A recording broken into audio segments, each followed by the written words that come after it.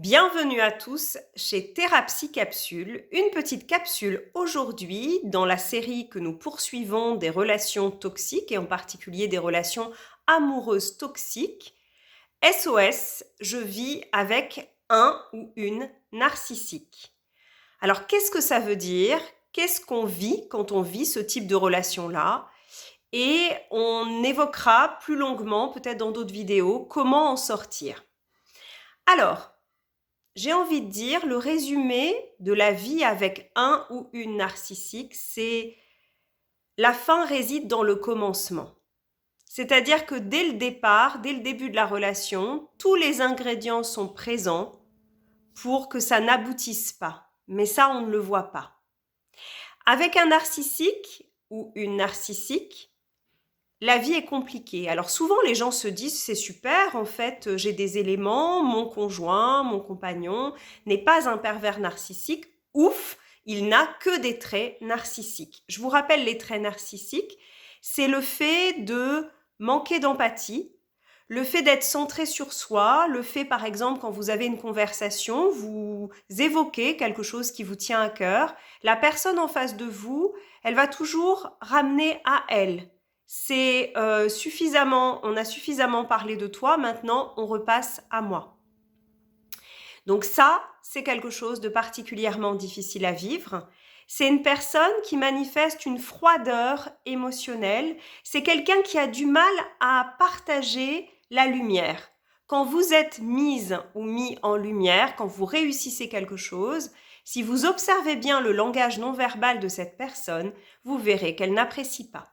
Elle peut apprécier uniquement si ça la valorise elle, d'avoir un conjoint aussi successful. Si votre succès nourrit son narcissisme à elle, tout va bien, à condition que vous n'oubliez pas qui est le chef ou la chef à la maison. Puisque un ou une narcissique, ce sont des gens qui contrôlent. Il n'est pas question que les choses leur échappent, c'est eux qui décident. Donc c'est eux qui vont décider de l'endroit où vous mangez, des grands projets de vie. C'est eux qui ont le leadership dans la relation.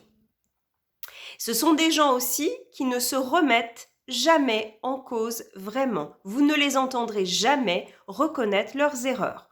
S'ils le font, c'est uniquement parce qu'ils sont sur le point de vous perdre, par exemple, et ils vont reconnaître à minima. Donc, ils vont faire en sorte de faire amende honorable, mais pour finalement, quelques heures ou quelques jours après, revenir à l'état antérieur. Ce sont des gens qui pensent qu'ils détiennent la vérité. Donc, quand vous discutez avec eux, ils dévalorisent vos arguments. Alors, ça peut être de façon plus ou moins subtile. Il y a ce qu'on appelle les narcissiques, en anglais, on va dire les narcissiques ouverts ou covert narcissiques. Ce sont, on parle de covert narcissique, ce sont des gens qui sont beaucoup plus dans un narcissisme subtil, quasiment impalpable. Mais on les reconnaît quand même à cette absence d'empathie, au fait de ne pas s'intéresser profondément à vous, au fait de ne pas vous poser des questions. Observez, mis à part au tout début de la relation, est-ce que cette personne s'intéresse réellement à ce que vous faites, à ce que vous dites? Est-ce qu'elle soutient vos projets? Vous verrez que la plupart du temps, non. Sauf si ça peut lui rapporter quelque chose à elle. Dans la mentalité du narcissique, en fait, rien n'est gratuit. Il vit le monde comme une jungle et en fait, les autres sont des proies. Les autres sont uniquement de la nourriture potentielle. Alors de la nourriture qui permet qu'ils soient valorisés, qu'ils aient une sexualité régulière peut-être, qu'ils se sentent bien, qu'ils soient choyés. Les narcissiques sont des gens qui se sentent tout permis. Il y a 2 poids, 2 mesures. Il y a la loi pour eux et il y a la loi pour vous. Il y a des règles différentes pour eux qui se sentent supérieurs. Eux, on ne peut rien leur reprocher. Ils sont toujours dans le vrai. Ils se sentent, en apparence tout au moins, supérieurs. Parce que bien évidemment, la racine du narcissisme, vous vous en souvenez, c'est qu'ils ont terriblement manqué d'un regard juste sur eux. J'ai pas dit d'un regard positif, parce que certains des narcissiques ont eu un regard parental ultra valorisant, mais un regard qui était plus dans le fait de les valoriser dans ce qu'ils faisaient, dans ce qu'ils produisaient, et moins dans ce qu'ils étaient. La plupart des narcissiques n'ont pas connu les joies de l'amour inconditionnel. Alors, beaucoup d'entre nous n'ont pas forcément connu non plus l'amour inconditionnel, c'est une denrée des fois rare, notamment dans l'enfance, et c'est pas pour ça qu'on devient narcissique. Le narcissisme, c'est un mode de défense, un mode d'être au monde qui se veut très peu coûteux pour la personne qui l'exerce et qui par contre est extrêmement coûteux et difficile pour son entourage. Donc souvent les gens font des tests sur internet pour mieux comprendre leur conjoint, leur conjointe et ils se disent chouette, il n'a que quelques traits un peu importants mais des traits narcissiques, il n'y a pas de perversion. Oui, mais malheureusement, vivre avec un narcissique, c'est s'exposer à avoir une estime de soi qui se dégrade lentement. Parce que cette personne, elle n'a pas simplement besoin de nourriture qu'elle va prendre chez vous. Elle a besoin aussi que vous vous sentiez moins bien qu'elle. Donc elle va vous dévaloriser subtilement. Ça peut prendre la forme ou le masque de la gentillesse, des bons conseils, du paternalisme. Mais vous verrez que cette personne ne laisse pas de place au vrai dialogue, à la négociation. En fait, c'est ce qu'on appelle le monologue narcissique. Elle s'écoute parler, elle s'écoute donner des conseils, et ce faisant subtilement, vous allez vous rendre compte, si vous partagez le quotidien de cette personne, que votre estime de vous est en chute libre, que votre capacité d'expression, de dire qui vous êtes, de l'exprimer au monde, diminue parce que cette personne pratique régulièrement l'écoute aversive. L'écoute aversive, c'est le fait de manifester, souvent de façon non verbale, de l'agacement ou du désintérêt. C'est par exemple, au lieu de vous regarder, d'acquiescer quand vous parlez, cette personne va subtilement regarder sa montre, regarder son portable, changer de sujet, ne jamais croiser votre regard. À force, vous allez me dire au tout début d'une relation avec un ou une narcissique, ça se sent relativement peu normalement. Ce sont des gens extrêmement charmants, souvent charismatiques, qui savent faire le show, qui savent attirer la lumière à eux. Et dans les premiers temps de la relation, ça peut être extrêmement agréable d'être pris dans ce tourbillon-là de magie, parce qu'en plus vous êtes dans la phase du love bombing, où le narcissique va vous placer nécessairement sur un piédestal pour ensuite mieux vous en faire chuter. Ça, c'est un des premiers signes aussi. Les personnes narcissiques vont vous placer tout de suite en hauteur, vont vous comparer aux autres favorablement, et ça, c'est un mauvais signe. C'est le signe, souvenez-vous, quand vous êtes placé sur un piédestal, nécessairement la personne va vous en faire chuter un jour ou l'autre. Et c'est ce qui se passe dans la phase 2 et 3 de la relation avec le ou la narcissique, des phases qui sont malheureusement inévitables. C'est qu'après le love bombing, il y a la phase de d'évaluation, c'est-à-dire la phase où le ou la narcissique n'accepte pas, souvenez-vous, de partager la lumière beaucoup. Si vous prenez la lumière, si les autres vous reconnaissent, cette personne le vit comme en moins pour elle et c'est vital pour elle d'être au centre. Elle a l'impression qu'en fait, si vous avez une place, elle n'en a plus. Donc c'est comme un combat vital où elle ne vous laissera pas gagner et elle ne vous laissera même pas être dans une place juste égalitaire. Souvent, la plupart des gens qui vivent en couple se disent moi, j'ai pas envie de prendre toute la lumière, je veux partager avec mon conjoint et être dans une vraie égalité, une vraie réciprocité. Non. Pour le narcissique, les relations ne sont pas gagnant-gagnant, ce sont nécessairement des relations de domination. C'est quelqu'un qui n'est pas capable d'être dans l'égalité et de prendre en compte l'autre comme un sujet. Souvenez-vous, vous êtes à ses yeux un objet utile, un objet sympathique, mais un objet quand même.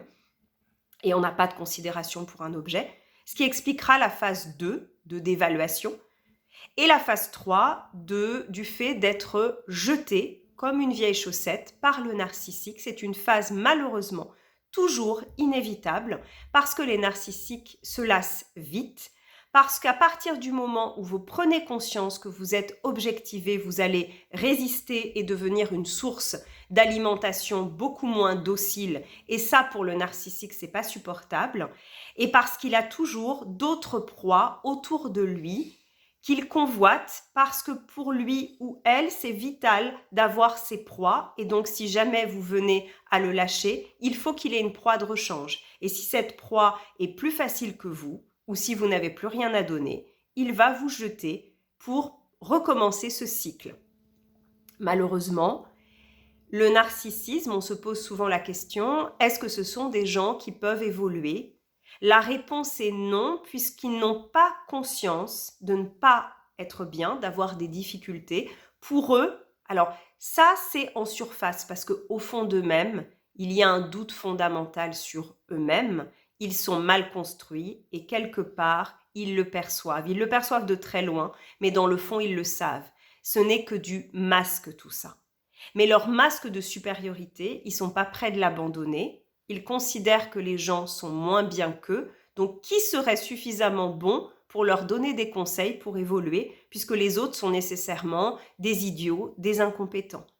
Alors, le narcissisme, il peut être ouvert. Ça peut être une personne qui prend extrêmement de place, qui est au centre toujours de l'attention, qui fait des crises de rage quand on la contredit ou quand on lui prend un peu de sa lumière, mais ça peut être aussi un narcissisme beaucoup plus subtil, où la personne, par exemple, va plutôt nier vos émotions, nier vos désirs de façon à prendre toute la place, tout le terrain, et à vous faire progressivement disparaître à son bénéfice à elle. Alors son but, c'est pas de vous détruire, comme le pervers narcissique, mais c'est de vraiment... Vous savez, c'est comme Highlander, si vous avez regardé la série. La phrase, c'est « il ne doit en rester qu'un ». Et bien, chez un narcissique, c'est ça. Et celui qui doit rester, c'est lui. Et si vous gagnez sur un quelconque terrain, lors des disputes par exemple, si vous arrivez à défendre votre point de vue, ou si vous arrivez à mener un projet qui ne lui plaît pas parce que ça ne lui rapporte rien, vous allez le payer tôt ou tard parce que le ou la narcissique se venge de façon passive-agressive en sabotant votre projet, en arrivant en retard à un rendez-vous important, en créant une dispute avant un examen de façon à ce que vous ne soyez pas en état de le passer. Le but, c'est aussi pour vous garder à portée de main, comme le narcissique a terriblement peur d'être abandonné, c'est certainement pas que vous progressiez au point d'être capable peut-être de le quitter. Donc le narcissique a intérêt à vous affaiblir de façon chronique pour que vous restiez, pour que vous ne lui fassiez pas de l'ombre. Donc le narcissique, il oscille entre deux choses. Il faut à la fois que vous soyez une source d'approvisionnement de bonne qualité, donc avec des vraies qualités. Souvent, les narcissiques choisissent des gens qui ont des grandes qualités humaines, de générosité, d'énergie aussi. Ils ne vont pas aller pomper quelqu'un qui n'a pas beaucoup d'énergie, ça ne présenterait pas d'intérêt. Simplement, il faut que vous soyez à la fois une source d'approvisionnement positive et en même temps que vous ne la rameniez pas trop. Donc pour ça, ils vont utiliser différentes techniques manipulatoires. On en a un petit peu parlé tout au long de ces vidéos et j'en reparle ce soir et je repréciserai parce que ça me semble extrêmement intéressant et important. L'écoute aversive en est une. Le fait donc de ne pas vous écouter, le fait de ne pas valoriser ce que vous dites, ça fait que progressivement vous allez vous taire. En anglais, il y a une autre expression que je trouve intéressante de technique manipulatoire qui s'appelle gaslighting. C'est le fait de nier, de contester vos émotions, ce que vous ressentez, de le minimiser, de faire comme si ça n'existait pas, de contester, par exemple, le narcissique vous dit quelque chose qui est très blessant et vous essayez d'en reparler avec lui, il vous dira « Non, je t'ai jamais dit ça, tu te trompes, tu as mauvaise mémoire ». Ou alors, si vous lui dites que vous avez été extrêmement blessé, il peut rire en disant « Oh, écoute, tu es vraiment, vraiment très sensible quand même, hein. Tu es la princesse aux petits pois ».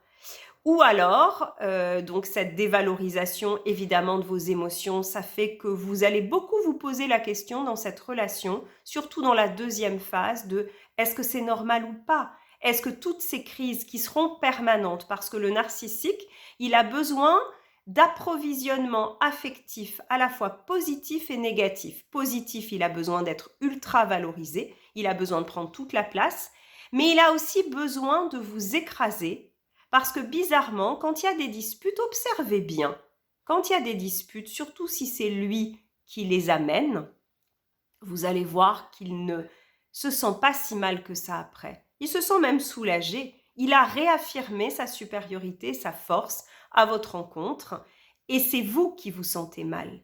Et c'est vous qui mettez des jours et des jours à soigner vos plumes blessées, à essayer de retrouver une estime de vous et surtout à sortir de cette espèce de confusion permanente. Parce que finalement, pendant toute cette relation, vous allez voir, vous ne savez plus très bien ce que vous pensez, vous ne savez plus très bien qui vous êtes, puisque le fait de nier vos émotions, le fait de contester vos désirs, ça atteint votre sens de l'identité. Donc non, vivre avec une personne narcissique, ça n'est pas une sinécure, c'est quelque chose de vraiment difficile qui entraîne des dommages psychiques à long terme. Plus longtemps vous restez dans ce type de relation qui n'est pas réservé aux relations amoureuses, on peut avoir une mère narcissique, on peut avoir un patron narcissique, on peut avoir des amis narcissiques. Plus longtemps vous restez, plus cette personne est proche, plus les dommages risquent d'être importants et plus vous aurez du mal aussi à sortir de cette relation. Cela fera l'objet d'une autre vidéo, on va parler de ce qui vous attache à ce genre de personnalité et qui fait que c'est extrêmement difficile d'en sortir, mais bien sûr, pas du tout impossible. Et la première chose à faire, c'est de repenser, avant la rencontre avec cette personne, à qui on était. C'est se redéfinir par nos désirs, par notre petite flamme intérieure, par notre lumière qui est la plus importante. C'est le premier pas. Écoutez-vous, respectez vos émotions. Elles sont juste là pour dire que vous avez peut-être des besoins qui ne sont pas satisfaits. Voilà cette petite vidéo. Je vous propose de vous abonner à ma chaîne Thérapie Capsule si ça n'est pas déjà fait, de partager cette vidéo qui peut peut-être être utile à d'autres personnes. Et bien évidemment, mettez-moi des commentaires s'il vous plaît, ça permet de faire vivre cette chaîne et je vous dis à très vite.